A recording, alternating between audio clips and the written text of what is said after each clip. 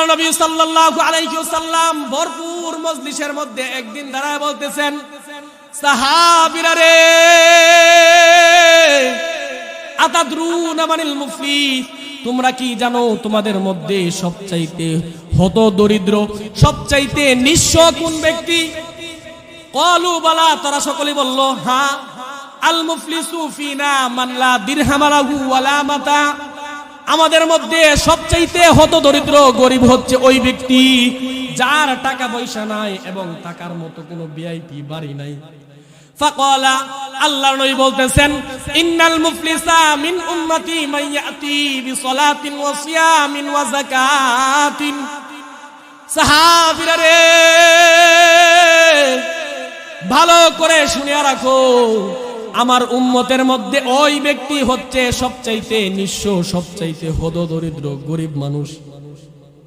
মান ইয়াতি ইয়াউমাল কিয়ামাতি বিসলাতিন ওয়া সিয়ামিন ওয়া যাকাতিন, যে অনেকগুলা নামাজ নিয়ে আল্লাহর সামনে দাঁড়াবে, অনেকগুলা রোজা নিয়ে আল্লাহর সামনে দাঁড়াবে, অনেকগুলা যাকাত নিয়ে আল্লাহর সামনে দাঁড়াবে, লক্ষ লক্ষ টাকা মসজিদ মাদ্রাসার মধ্যে দান করছে, এতগুলা নেক আমল নিয়ে আল্লাহর সামনে দাঁড়াবে।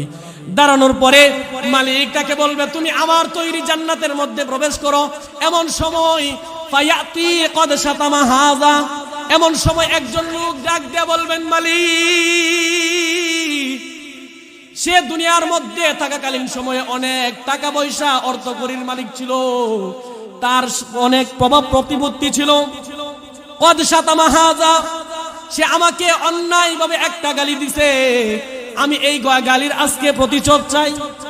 আল্লাহ তাআলা ওই জালেমকে বলবে, তুমি কি তাকে গালি দিয়েছো? সে বলবে যে মালিক, হ্যাঁ, আমি তারে দুনিয়ার মধ্যে গালি দিছি। আল্লাহ তাআলা বলবেন, এই যে আখিরাত, আখিরাতের মধ্যে তো কোনো লা দিরহাম ওয়ালা দিনার, এখানে কোনো টাকা পয়সা চলবে না। কি চলবে? এখানে নেক চলবে। মাজলুম ব্যক্তিকে ডেকে বলবে, তোমাকে যেহেতু গালি দিয়েছে, তুমি এখন কি চাও? তখন সে বলবে, আল্লাহ, আমার নেক আমলের প্রয়োজন।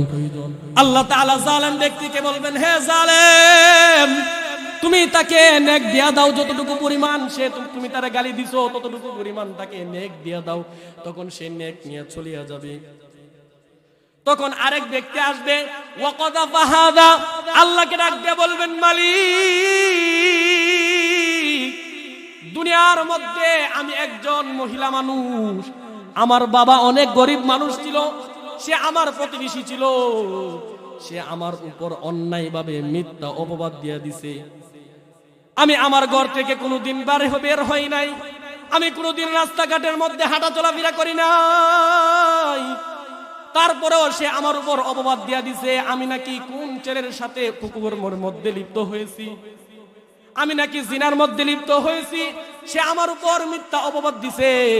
আল্লাহর কাছে বলবে, আল্লাহ, এর বিচার আমি আপনার কাছে চাই। তখন জালেমকে ডাক দেয়া বলবেন, জালেম, তুমি কি তাকে এরকম মিথ্যা শপথ দিয়েছিলে, মিথ্যা অপবাদ দিয়েছিলে? জালেম ডাক দেয়া বলবেন, মালিক, আমি এই কাজ করেছি। তখন আল্লাহ তাআলা ওই যার উপর মিথ্যা শপথ দিছে ওই মহিলাকে বলবে, তুমি কি চাও? তখন সেই বলবে, আমি নেক আমল চাই। জালেমকে আল্লাহর নবী বলছে, আল্লাহ তাআলা বলবেন, জালেম, তুমি তার উপর মিথ্যা শপথ দিয়েছো কিনা? সে বলবে, হ্যাঁ। তাহলে নেক আমল দাও। সেও নেক আমল নিয়ে চলে যাবে। আমি আপনাদের সামনে জুলুম এবং ইনসাফ সম্পর্কে আলোচনা করব।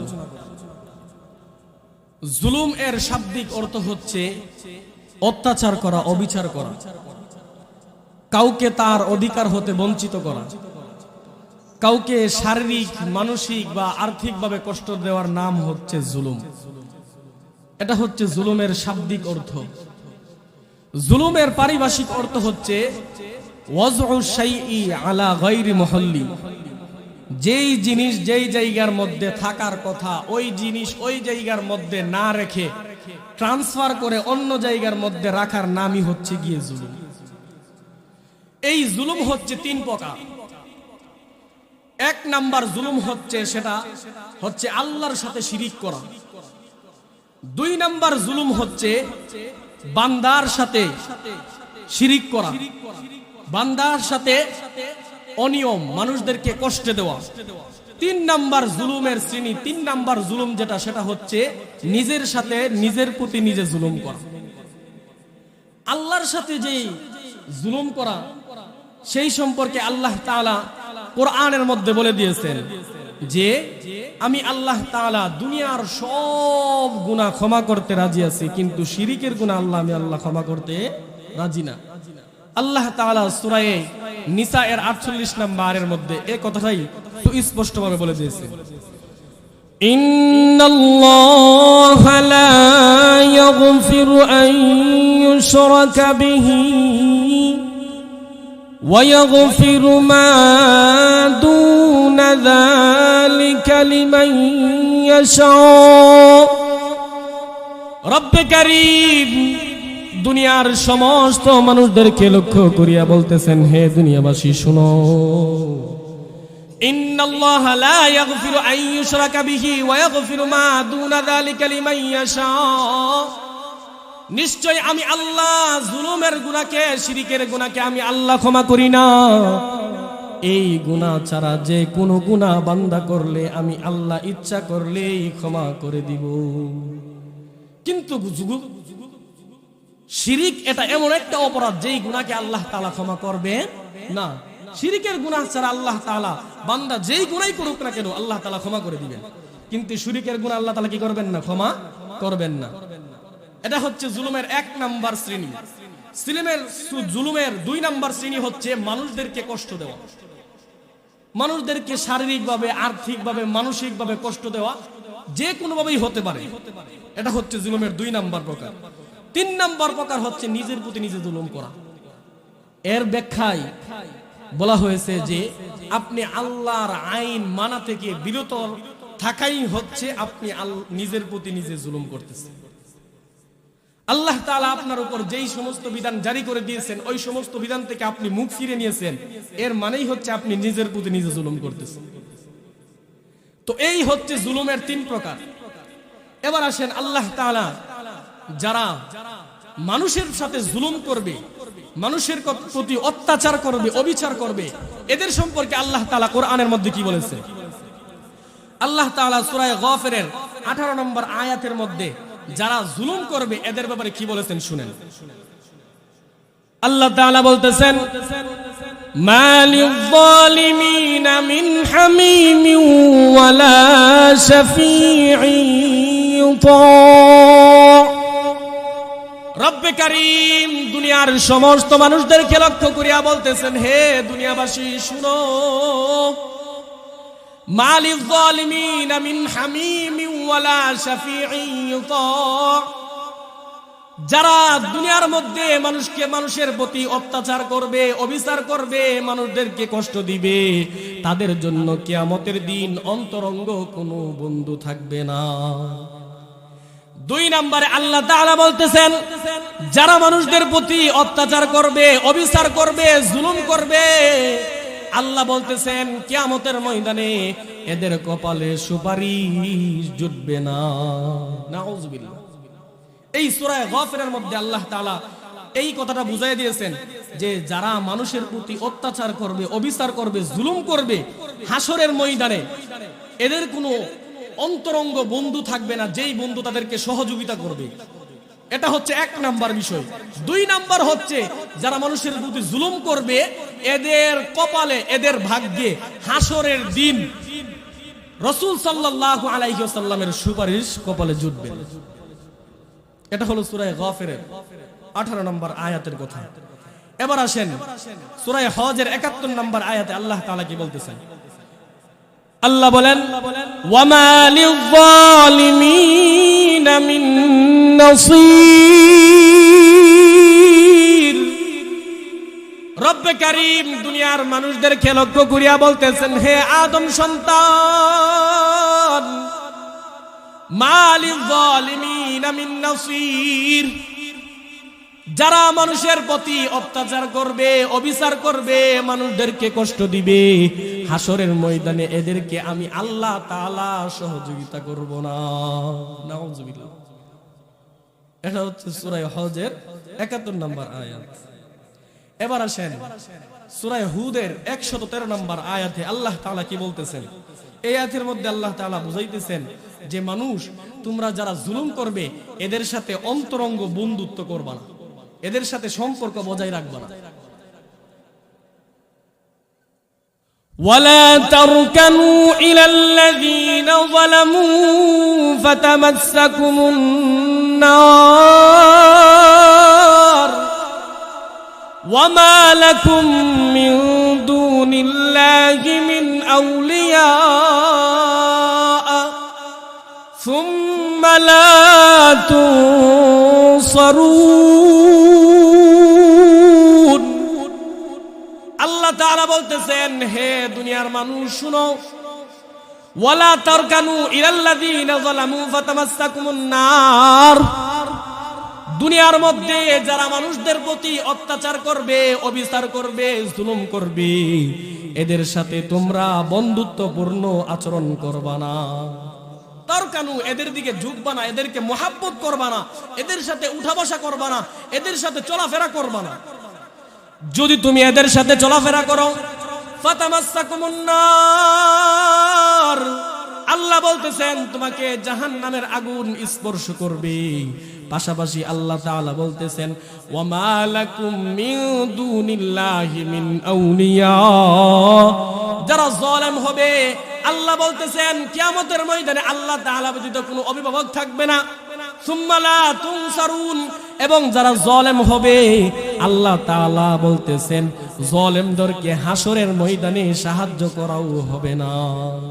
নাউযুবিল্লাহ।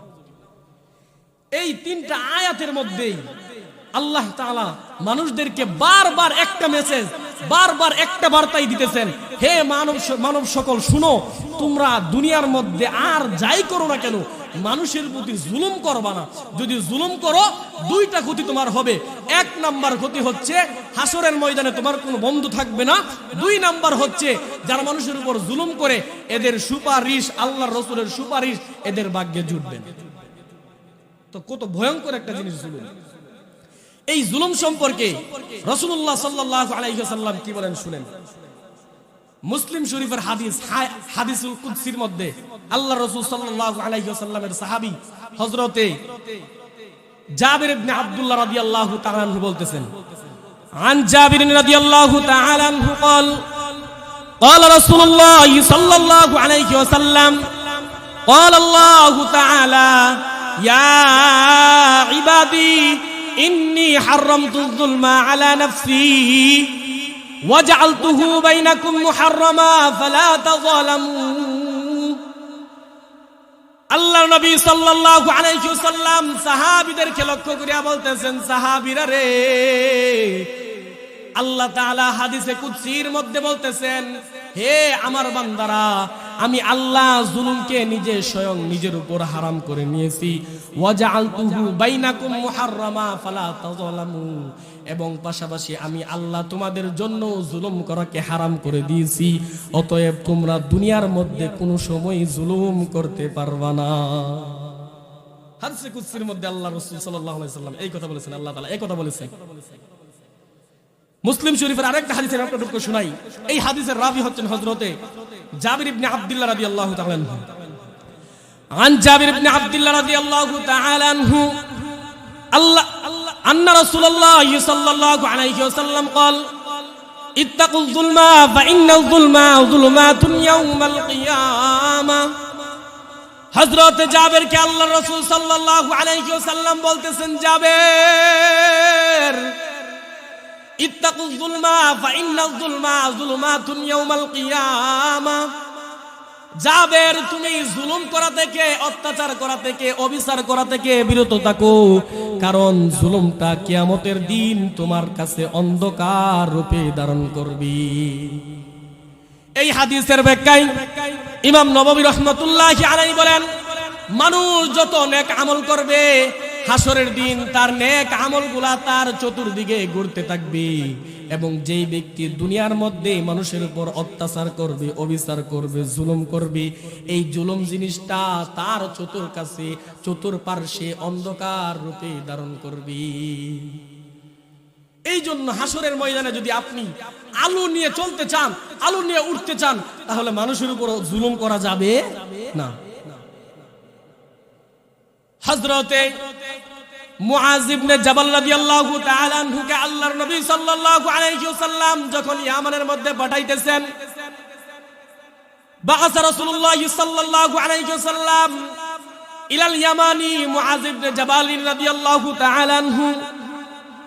আল্লাহর নবী বিশ্ব নবী জনাব মুহাম্মদুর রাসূলুল্লাহ সাল্লাল্লাহু আলাইহি ওয়াসাল্লাম যখন মুআজ ইবনে জাবালকে ইয়ামানের মধ্যে পাঠাইতেছেন, এমন সময় আল্লাহর নবী সাল্লাল্লাহু আলাইহি ওয়াসাল্লাম মুআজকে ডেকে বললেন, মুআজ,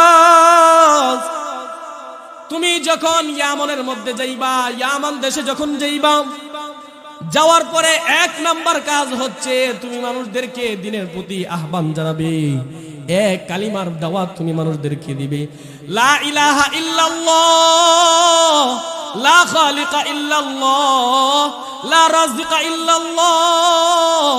আল্লাহর নবী মুআজকে দেখে বললেন, মুআজ, যখন তুমি ইয়ামানে যাইবা, ইয়ামানে যাওয়ার পরে এক নাম্বার কাজ হচ্ছে তুমি মানুষদেরকে ঈমানের দাওয়াত দিবা যে আল্লাহ তাআলা ব্যতীত কোনো ইলাহ নেই এবং আমি আল্লাহর রাসূল সাল্লাল্লাহু আলাইহি ওয়াসাল্লাম হচ্ছে তোমাদের কাছে পাঠানো পয়গম্বর।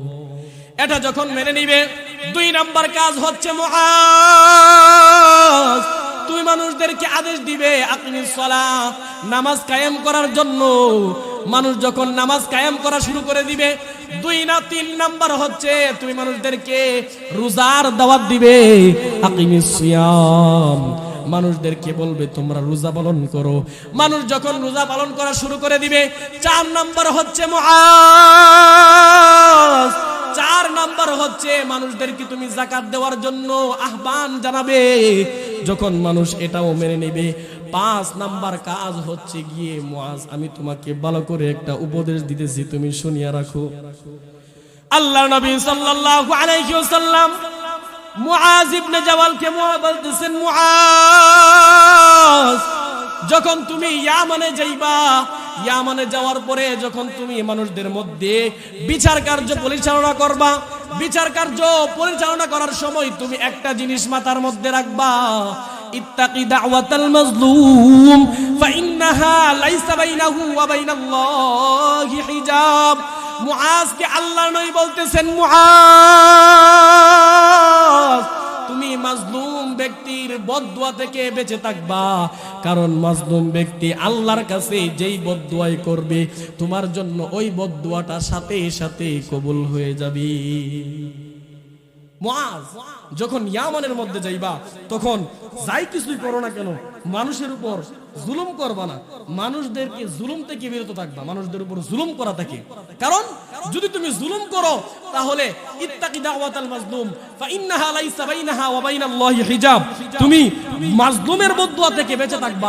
এই জুব্বাটাকে কিরকিরা অন্যায়ভাবে আত্মসাৎ করে নিয়ে আসছিল, এই জন্য আল্লাহর নবী সাল্লাল্লাহু আলাইহি ওয়াসাল্লাম বলতেছেন, ওই যে কিরকিরা মরছে, এই যে জুব্বাটা সে অন্যায়ভাবে জোরদবস্তি করে আত্মসাৎ করে নিয়ে আসার কারণে আল্লাহ তাআলা তাকে জাহান্নামের মধ্যে নিক্ষেপ করেছে।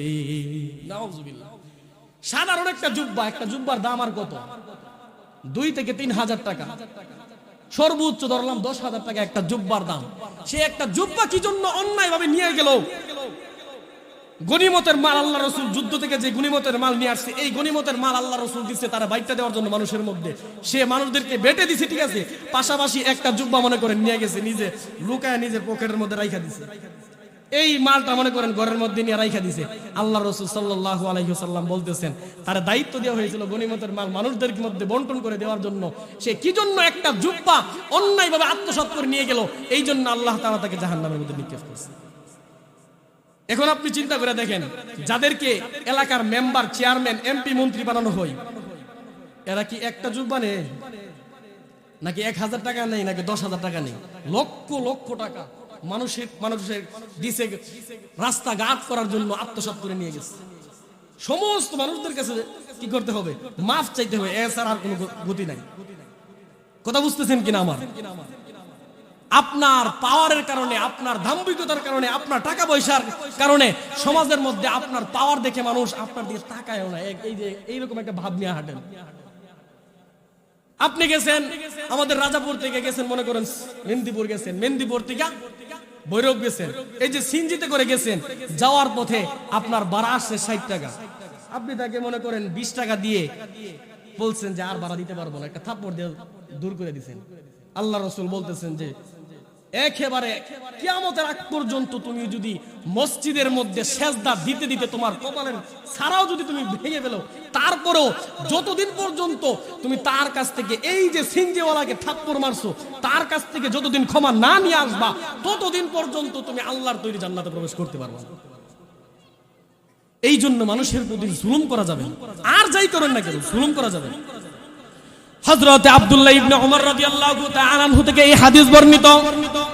হযরত আব্দুল্লাহ বলতেছেন, আল্লাহ নবী সাল্লাল্লাহু আলাইহি ওয়াসাল্লামের কিছু সংখ্যক সাহাবী যুদ্ধের মধ্যে গেছে। যুদ্ধের মধ্যে যাওয়ার পরে কিছু সংখ্যক সাহাবী যুদ্ধের মধ্যে শহীদ হয়ে গেছে, আর কিছু সংখ্যক সাহাবী ফিরিয়া আসছে।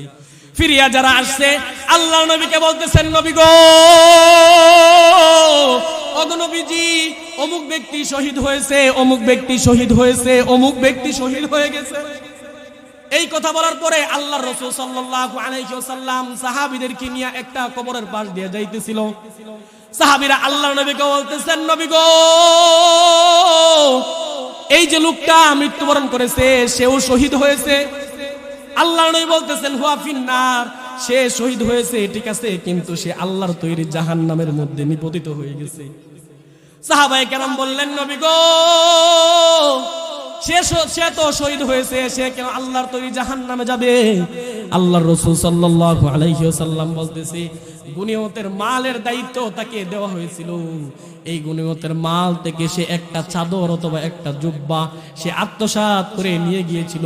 এই জন্যই আল্লাহ তাআলা তাকে জাহান্নামের মধ্যে নিপতিত করবে। দেখেন, মৃত্যুর মধ্যে সবচেয়ে উত্তম মৃত্যু হচ্ছে শহীদ মৃত্যু। কি মৃত্যু? শহীদ মৃত্যু।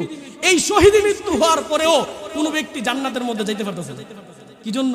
মানুষের প্রতি কি করার জন্য? জুলুম করার কারণে, অন্যের মাল আত্মসাৎ করে নিয়ে যাওয়ার কারণে। আল্লাহর রাসূল সাল্লাল্লাহু আলাইহি ওয়াসাল্লাম বলতেছেন, তোমাদের মধ্যে একজন ব্যক্তি শহীদ হয়েছে, আবার জীবিত হয়েছে, আবার শহীদ হয়েছে, আবার জীবিত হয়েছে, আবার শহীদ হয়েছে, আবার জীবিত হয়েছে। 3 বার সে আল্লাহর রাস্তায় শহীদ হয়েছে।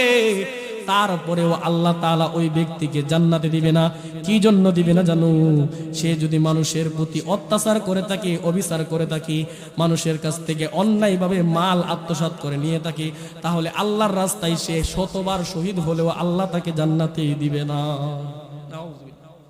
এই জন্য বাজান, যেই কাজই করেন না কেন মানুষের উপর অত্যাচার জুলুম করা যাবে না। عن أبي أمامة إياس ابن ثعلبة الحارثي رضي الله تعالى عنه أن رسول الله صلى الله عليه وسلم قال من اقتطع حق امرئ مسلم بيمينه فقد أوجب الله له النار وحرم عليه الجنة. فقال رجل وإن كان شيئا يسيرا يا رسول الله. فقال رسول الله صلى الله عليه وسلم وإن كان قضيبا من أراك. হযরতে সালাবা থেকে এই হাদিস বর্ণিত। আল্লাহর নবী সাল্লাল্লাহু আলাইহি ওয়াসাল্লাম সালাবাকে বলতেছেন, সালাবা শুনো, মান ইকতাতা হাক্কা আমরিন মুসলিমিন বিয়ামিনিহি ফাকাদ আওজাবাল্লাহু লাহুন নার ওয়া হাররামা আলাইহিল জান্নাহ। যদি কোনো ব্যক্তি কোনো মানুষের কোনো জিনিস মিথ্যা শপথ দিয়ে আত্মসাৎ করে নিয়ে আসে, আল্লাহর রাসূল সাল্লাল্লাহু আলাইহি ওয়াসাল্লাম বলতেছেন, আল্লাহ তাআলা তার জন্য জান্নাতকে হারাম করে দিবেন এবং জাহান্নামের আগুন তার জন্য ওয়াজিব হয়ে যাবে। মিথ্যা শপথ দিয়ে যদি কারো কাছ থেকে যদি আপনি কোনো মাল চিনায় নিয়ে আসেন, তাহলে আল্লাহর রাসূল বলতেছে তার জন্য আল্লাহ তাআলা জাহান্নামের আগুনকে ওয়াজিব করে দিবে এবং জান্নাত তার জন্য হারাম করে দিবে। কত ভয়ঙ্কর কথা দেখেন। মিথ্যা শপথ করে যদি নিয়ে আসেন, আপনি আমি তো মনে করেন যে সামান্য একটা জিনিস মিথ্যা শপথ করে নিয়ে আসছি, এনে মনে মনে চিন্তা করতেছি, হ্যাঁ আজকে একটা কাজের কাজ করছি, আজকে কি করছি, একটা কাজের মতো কাজ করছি, তার কাছ থেকে 100 টাকা কি করছি মিথ্যা শপথ করে সিনাই নিয়ে এসে বসছে। আল্লাহ রাসূল বলতেছে না না শুনো, ফাকাদ আউজাবাল্লাহু লাহুন নার, জাহান্নামের আগুন তার জন্য ওয়াজিব হয়ে যাবে, ওয়া হারামাল্লাহু আলাইহিল জান্নাহ, এবং জান্নাত তার জন্য হারাম হয়ে যাবে। এমন সময় একজন সাহাবী দাঁড়াইলো, দাঁড়ায় বলতেছেন নবী গো, ওয়া ইন কানা শাইআন ইয়াসিরান, জিনিসটা যদি একেবারে সামান্য থেকে সামান্য হয় তারপরেও কি তার জন্য জাহান্নামের আগুন ওয়াজিব হবে? ফাকালা, আল্লাহর নবী বলতেছেন ওয়া ইন কানা কদিবাম মিন আরাকিন, এমন কি যদি কোনো মানুষ মিথ্যা শপথ দিয়ে তার কোনো মুসলমান ভাইয়ের কাছ থেকে একটা পিলু গাছের ডাল ও নিয়ে আসে, এই পিলু গাছের ডালের কারণে আল্লাহ তাআলা তার জন্য জান্নাতকে হারাম করে দিবে। পিলু গাছের ডালকে কি? পিলু গাছের ডাল হচ্ছে আমরা 5 ওয়াক্ত নামাজের সময় মেসওয়াক করি, যে মেসওয়াক করি এই মেসওয়াকের মধ্যে কিছু কিছু মেসওয়াক আছে পিলু গাছের ডাল। এই যে একটা মেসওয়াক, আল্লাহর নবী বলতেছেন এই মেসওয়াকটাও যদি তুমি কারো কাছ থেকে অন্যায়ভাবে মিথ্যা শপথ করিয়া নিয়ে আসো, তাহলে আল্লাহ তাআলা তোমার জন্য জান্নাতকে হারাম করে দিবে। নাউজুবিল্লাহ। একটা মেসওয়াকের দাম কত? নরমাল যে মেসওয়াক এগুলোর দাম হচ্ছে 10 টাকা, আর ভালো যেটা সেটার দাম 20 টাকা। সর্বোচ্চ পর্যায়ের মনে করেন একটা মেসওয়াকের দাম 100 টাকা হতে পারে। এই যে একটা মেসওয়াক যদি তুমি কারো কাছ থেকে মিথ্যা শপথ দিয়ে আত্মসাৎ করে নিয়ে আসো, আল্লাহ রাসূল বলতেছে তোমার জন্য জান্নাত হারাম হয়ে যাবে। এই জন্য কোন মুসলমান ভাইয়ের সম্পদ একেবারে নগণ্য থেকে নগণ্য, একেবারে ছোট থেকে ছোটই হোক না কেন, কোন মুসলমান ভাইয়ের কোন হক যেভাবেই হোক, আত্মসাৎ করেই হোক, অথবা মিথ্যা বলেই হোক, অথবা অন্য কোনো উপায়ই হোক, মানুষের কোনো ধন সম্পদ অন্যায়ভাবে আনা যাবে না। যদি আনি তাহলে আমার জন্য জান্নাত কি হয়ে যাবে? হারাম হয়ে যাবে। জুলুম সম্পর্কে আল্লাহ রাসূল সাল্লাল্লাহু আলাইহি ওয়াসাল্লামের মুসলিম শরীফের একটা বর্ণনা, এই হাদিসটা আমি আপনাদেরকে শোনাই। এই হাদিসের রাবী হচ্ছেন হযরত আবু হুরায়রা রাদিয়াল্লাহু তাআলা। আন আবি হুরায়রা রাদিয়াল্লাহু তাআলা আনহু قال قال رسول الله صلى الله عليه وسلم أتدرون من المفلس قالوا المفلس من لا درهم له ولا متاع। আল্লাহর নবী সাল্লাল্লাহু আলাইহি ওয়াসাল্লামের সাহাবী হযরত আবু হুরায়রা রাদিয়াল্লাহু তাআলা আনহু বলেন, আল্লাহর নবী সাল্লাল্লাহু আলাইহি ওয়াসাল্লাম ভরপুর মজলিসের মধ্যে একদিন দাঁড়ায় বলতেছেন, সাহাবীরা রে, আতাদরুনা মানিল মুফলিস, তোমরা কি জানো তোমাদের মধ্যে সবচাইতে হতদরিদ্র, সবচাইতে নিঃস্ব কোন ব্যক্তি? ক্বালু বালা, তারা সকলে বলল হ্যাঁ। আল মুফলিসু ফিনা মান লা দিরহাম লাহু ওয়ালা মাতা, আমাদের মধ্যে সবচাইতে হতদরিদ্র গরিব হচ্ছে ওই ব্যক্তি যার টাকা পয়সা নাই এবং টাকার মতো কোনো ভিআইপি বাড়ি নাই। ফাকালা, আল্লাহর নবী বলতেছেন, ইন্নাল মুফলিসা মিন উম্মতি মান ইয়াতি বিসলাতিন ওয়া সিয়ামিন ওয়া যাকাতিন। সাহাবীরা রে,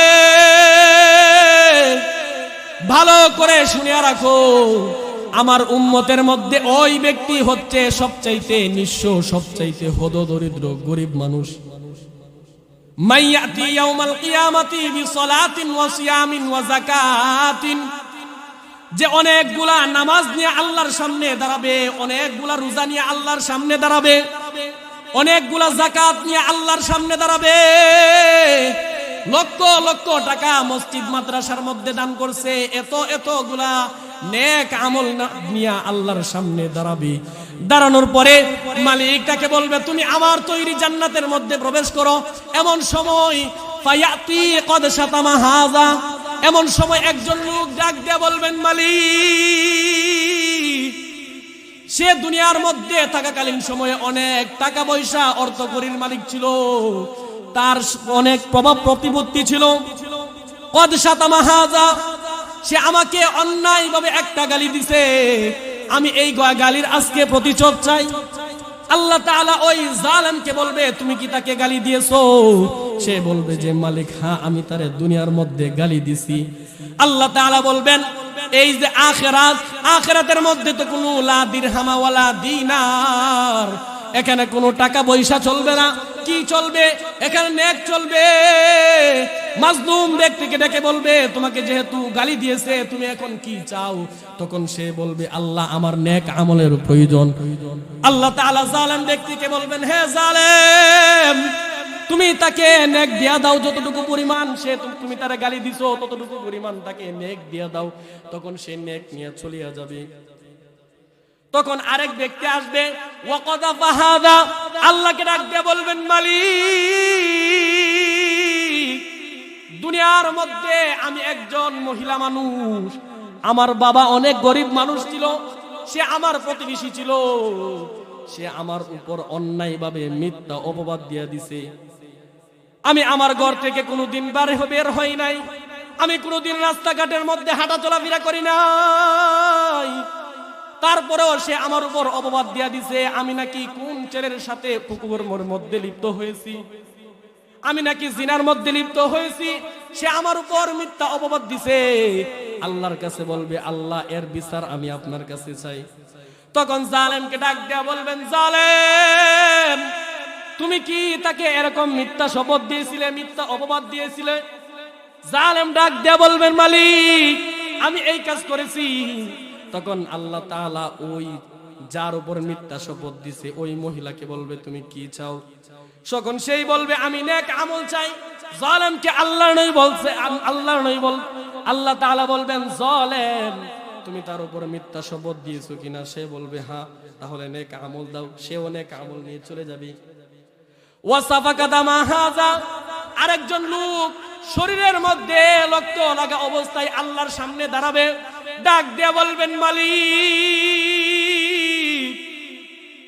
অন্যায়ভাবে সে আমাকে লাঠি দিয়ে প্রহার করেছে, সে লাঠি দিয়ে প্রহার করে আমার মাথা থেকে খুন রক্ত প্রবাহিত করেছে, আমি আজকে এর বদলা চাই। আল্লাহ বলবেন তুমি কি চাও? সে বলবে নেক আমল চাই। আল্লাহ জালেমকে বলবে তুমি তাকে নেক আমল দিয়া দাও, ওই ব্যক্তিও নেক আমল নিয়ে চলে যাবে। ওয়াদরাবা হাযা, আরেকজন ব্যক্তি আল্লাহর কাছে এসে বলবেন মালিক দুনিয়ার মধ্যে আমি ছিলাম একজন রিকশা চালক, সে আমার গাড়ি দিয়া এখান থেকে ওইখান পর্যন্ত গিয়েছে, যাওয়ার পরে আমার রিকশা ভাড়া হলো 100 টাকা, সে আমাকে 50 টাকা দিয়ে গলের মধ্যে একটা চর বসায় দিছে। আমি রিকশা চালক, গরিব মানুষ, হত দরিদ্র মানুষ, আমি তার এই যে চর তাপ্পরটা আমার দিয়েছে এই তাপ্পরের প্রতিশোধ আমি তুলতে পারি নাই, কারণ আমি গরিব মানুষ। আজকে আমি এর বিচার চাই। আল্লাহ জালেমকে বলবে তুমি কি এই কাজ করেছো? সে বলবে হ্যাঁ আমি এই কাজ করেছি। তারপরে আল্লাহ বলবেন তুমি তাকেও নেক আমল দিয়া দাও, সেও নেক আমল নিয়ে চলে যাবে। এইরকম ভাবে একজনের পর একজন আসতেই থাকবে, আসতেই থাকবে। সে যে অনেক নেক আমল নিয়ে আল্লাহর সামনে দাঁড়ায় ছিল, সব নেক আমল দিতে দিতে এক সময় শেষ হয়ে যাবে। কি হয়ে যাবে? শেষ হয়ে যাবে। অনেক নেক আমল নিয়ে উঠছিল, অনেক নামাজ নিয়ে, অনেক রোজা নিয়ে, অনেক হজ নিয়ে, অনেক যাকাত নিয়ে, অনেক দান খয়রাত নিয়ে উঠছিল, কিন্তু মানুষকে প্রহার করেছে, মানুষের উপর অন্যায় করেছে, অবিচার করেছে, জুলুম করেছে, গালি দিয়েছে, মানুষকে মেরেছে। তারা সকলে আল্লাহর কাছে এসে বিচার দিবে। আল্লাহ বলবেন তাদেরকে নেক আমল দিয়া দাও।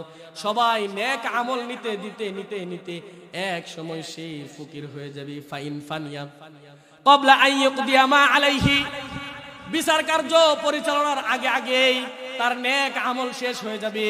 সর্বশেষ এক ব্যক্তি আসবে, এসে বলবেন মালিক আমি তার প্রতিবেশী ছিলাম, সে আমাকে অন্যায়ভাবে গালিগালাজ করতো, অন্যায়ভাবে সে কষ্ট দিত। আল্লাহ বলবেন তার তো আর কোনো নেক আমল নাই, তুমি তাহলে তার কাছ থেকে কি নিবা? তখন আল্লাহর রাসূল সাল্লাল্লাহু আলাইহি ওয়াসাল্লাম হাদিসের মধ্যে বলেন উখিযা মিন খাতায়াহুম ফাতুরিহাত আলাইহি সুম্মা তুরিহা ফিন্নার।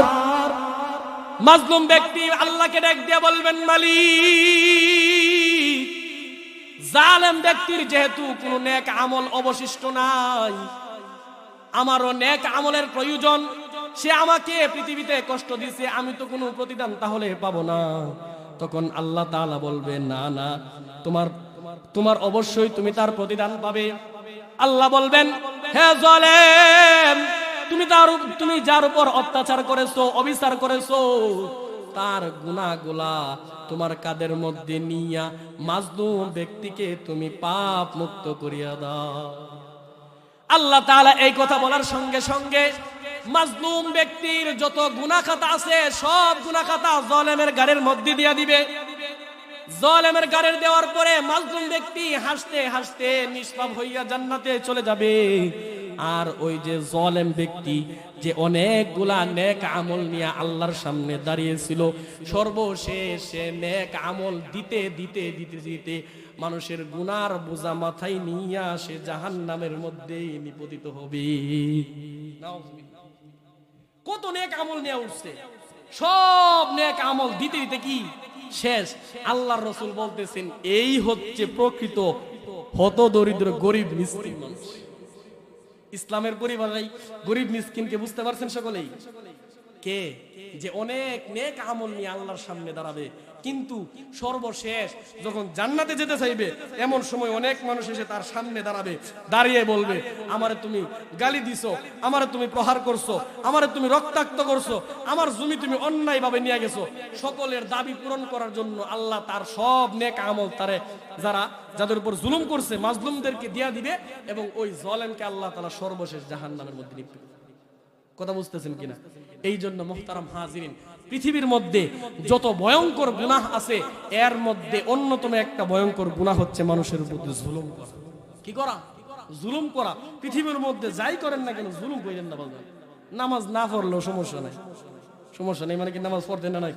পড়তে হবে অবশ্যই, মানে এটা আল্লাহর হক, আল্লাহ ছেলে মাফ করতে পারেন, কিন্তু মানুষের প্রতি যে আপনি জুলুম করবেন এই জুলুমের প্রতিদান মানুষকে দিতেই হবে, তারপরে জান্নাতে যাবেন। কথা বুঝতেছেন কিনা? এই জন্য মানুষের উপর কি করবেন না? জুলুম করবেন না। জুলুম সম্পর্কে আমি আপনাদেরকে একটা হাদিস শোনাই মুআজ ইবনে জামালের। আল্লাহর রাসূল সাল্লাল্লাহু আলাইহি ওয়াসাল্লাম মুআজকে বলতেছেন, মুআজ ইত্তাকি দাওয়াতাল মাজলুম ফাইন্নাহু লাইসা বাইনাহা ওয়া বাইনাল্লাহি হিজাব। মুআজ তুমি মাজলুমের বদদুয়া থেকে বেঁচে থাকবা, কারণ মাজলুম ব্যক্তি আল্লাহর কাছে দোয়া করতে দেরি হবে, কিন্তু আসমানের মালিক আল্লাহ ওই দোয়া কবুল করতে দেরি করবেন না। এই হাদিসের ব্যাখ্যায় ইমাম নববী রাহমাতুল্লাহি আলাইহি মদিনার একজন মৎস্য ব্যক্তির ওয়াকিয়া নিয়ে আসছে। মদিনার মধ্যে একজন মৎস্য ব্যক্তি ছিল যে মাছ শিকার করে, অর্থাৎ আমাদের গ্রামের ভাষায় যে বলে মাছা, কি মাইচ্ছা। তো মৎস্যবেলা ব্যক্তি সে তার দৈনন্দিন কাজের মতো সে বেরিয়ে পড়লো মৎস্য শিকার করার জন্য। সে মৎস্য শিকার করিয়া করিয়া বিক্রি করিয়া তার জীবিকা উপার্জন করে। হঠাৎ একদিন অনেক সুন্দর একটা মাছ সে শিকার করলো। শিকার করার পরে তার মনের মধ্যে জাগনা দিল, প্রতিদিন তো মাছ বিক্রি করে আমি টাকাগুলা নিয়ে বাড়িতে যাই, আজকে আমার মাছটা আর বিক্রি করব না, আমার ছেলে আমার মেয়ে যারা আছে আমার স্ত্রী সবাইদেরকে সকলকে নিয়ে আমি এই মৎস্যটা খাবো, মাছটা ভক্ষণ করব, খাবো। এই কথা বলিয়া সে বাড়ির দিকে রওনা দিছে। প্রতিমধ্যে এক জালেম বাদশার সাথে তার দেখা হয়ে গেছে। জালেম বাদশা মৎস্যওয়ালাকে বললেন, হে মৎস্যওয়ালা শুনো, আমার কাছে আসো। মৎস্যওয়ালা যখন জালেম বাদশার কাছে গেল, জালেম বাদশা মাছটা দেখিয়া সাথে সাথে ওই মৎস্যওয়ালার কাছ থেকে ওই মৎস্যটা শিকার করিয়া নিল, কারিয়া নেওয়ার পরে মৎস্যওয়ালাকে বলতেছে, এবার তুমি বাড়িতে চলে যাও। জালেম বাদশা মৎস্য নিয়ে চলে যাইতেছে। জালেম মাজলুম মৎস্যওয়ালা আল্লাহর দরবারে হাত তুলে দিয়েছেন, মালিক আমি অনেক শখ করেছিলাম আমার এই মাছটাকে আমি নিজে আমার স্ত্রী এবং আমার ছেলে মেয়েদেরকে নিয়ে খাবো, কিন্তু জালেম বাদশা প্রতিমধ্যে থেকে আমার এই মাছটা নিয়ে গেছে, আল্লাহ আপনি তার বিচার করবেন। এই কথা বলিয়া যখন মৎস্যওয়ালা বাড়ির মধ্যে চলে গেল, ওই দিক দিয়ে জালেম বাদশা ও বাড়ির মধ্যে পৌঁছে গেল। বাড়ির মধ্যে যাওয়ার পরে জালেম বাদশা মাছটাকে দিছে তার জন্য বুনা করে নিয়ে আসার জন্য। যখন অন্যের কাছে দিছে মাছটা, এমন সময় মাছ তার হাতের মধ্যে একটা কামড় বসায় দিছে। কি বসায় দিছে? কামড় বসায় দিছে। সাথে সাথে তার হাতের মধ্যে বিষ প্রতিক্রিয়া শুরু হয়ে গেছে। তার হাতের মধ্যে বিষ শুরু হয়ে গেছে, হাতের মধ্যে পছন্দ ধরা শুরু হয়ে গেছে। মানুষদেরকে বলতেছে আমার হাতটাকে কেটে ফেলে দাও, কারণ যেই রকম ভাবে পচে বসতে বসতে উপরের দিকে উঠতেছে, যদি না কাটি তাহলে আমার পুরো শরীর কি হয়ে যাবে, পচে যাবে। তার এই কথা শুনিয়া কিছু সংখ্যক মানুষ তার হাতটা কেটে দিয়েছে। কাটার পরে তার হাত যেই দিক দিয়ে কাটছে ওই দিক দিয়ে আবার বসতে বসতে আবার উপরের দিকে হাঁটতেছে, উঠতেছে। এই দৃশ্য দেখিয়া জালেম বাদশার আর বুঝতে দেরি নাই, সে সাথে সাথে দৌড়তে দৌড়তে মৎস্যওয়ালার বাড়িতে গেল। মৎস্যওয়ালার বাড়িতে গিয়ে মৎস্যওয়ালাকে বলতেছেন, ভাই আমি অন্যায় ভাবে তোমার কাছ থেকে মাছটা শিকার করিয়া নিয়েছিলাম, তোমার কাছ থেকে চিনিয়া নিয়েছিলাম, তুমি আমাকে মাফ করিয়া দাও, আমার দেখো কি অবস্থা হয়ে গেছে। তখন সাথে সাথে ওই মৎস্যওয়ালা তাকে মাফ করে দিল। সাথে সাথে তাফসীরের কিতাবের মধ্যে আসছে তার হাত আবার পুনরায় ভালো হয়ে গেল। সুবহানাল্লাহ। এই যে মাজলুম ব্যক্তির বদদুয়া আল্লাহ কবুল করছে কিনা? মাছ নিয়ে গেছে কিন্তু সে আল্লাহর কাছে দোয়া করছে, সাথে সাথেই কি হয়ে গেছে, এর ফল শুরু হয়ে গেছে। এই জন্য বাজান আর যাই করেন কি করা যাবে না, জুলুম করা যাবে না। পাশাপাশি জুলুমের বিপরীত হচ্ছে ইনসাফ। আমি আপনাদেরকে খুতবার শুরুতে বলেছিলাম যে আমি আপনাদের সামনে যে আলোচনা করব সেটা হচ্ছে জুলুম এবং ইনসাফ সম্পর্কে। তো জুলুমের বিপরীত হচ্ছে ইনসাফ। কি ইনসাফ? ইনসাফ শব্দের শাব্দিক অর্থ হচ্ছে ন্যায় বিচার, সুবিচার, সুষ্ঠু বিচার।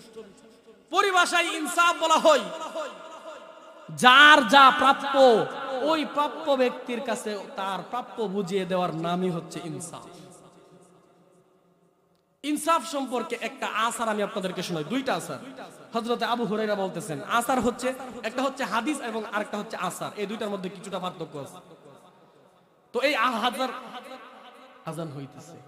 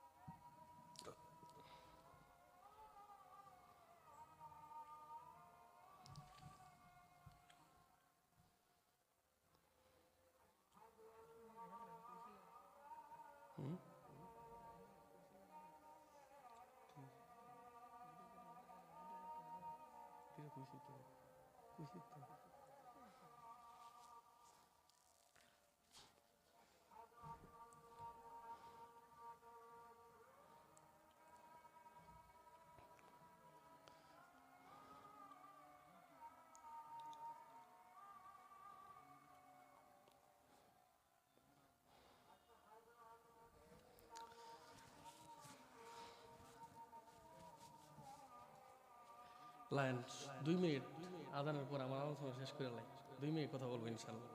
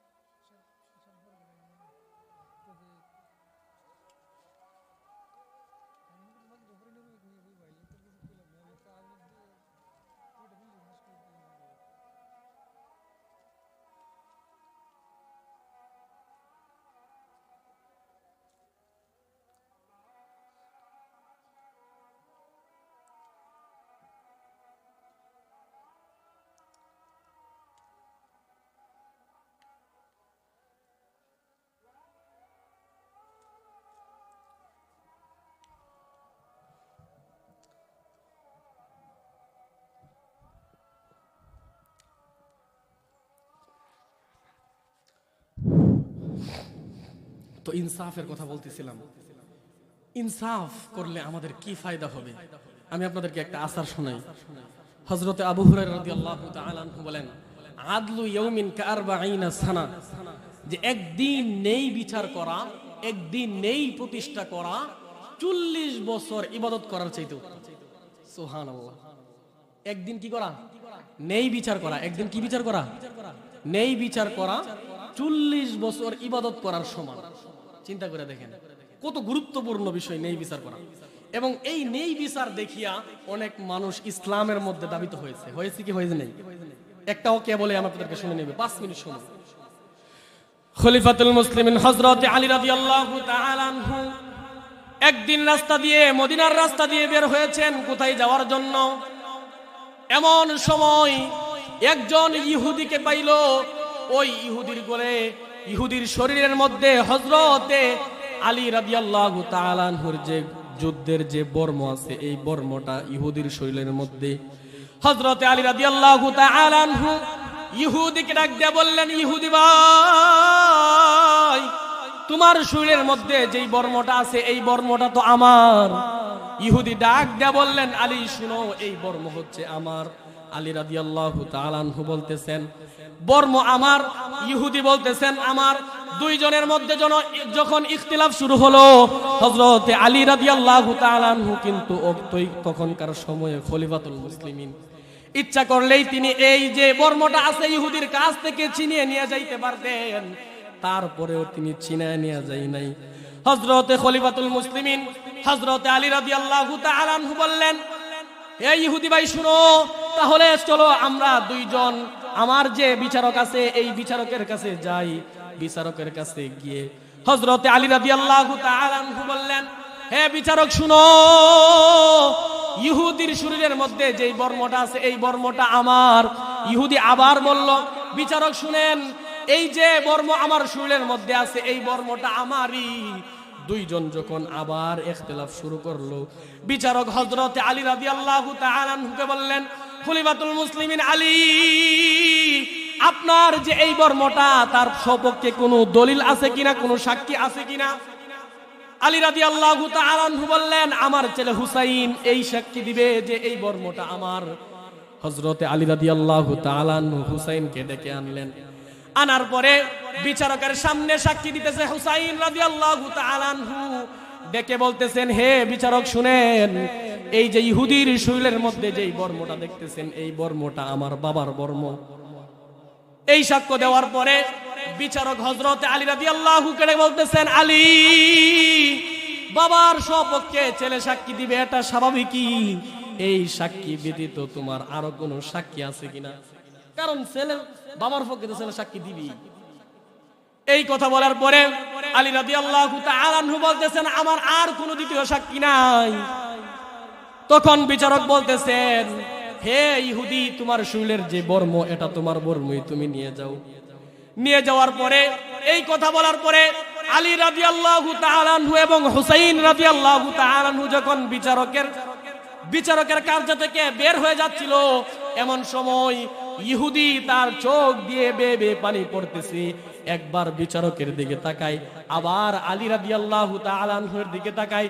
বিচারক হযরতে আলী রাদিয়াল্লাহু তাআলা আনহুকে ডাক দিয়ে বলতেছেন, আলী, তুমি হচ্ছ খলিফাতুল মুসলিমিন, তুমি হচ্ছ এই বিচারক কার্য বিচার যে করতেছে তাকে নির্বাচন করেছো তুমি।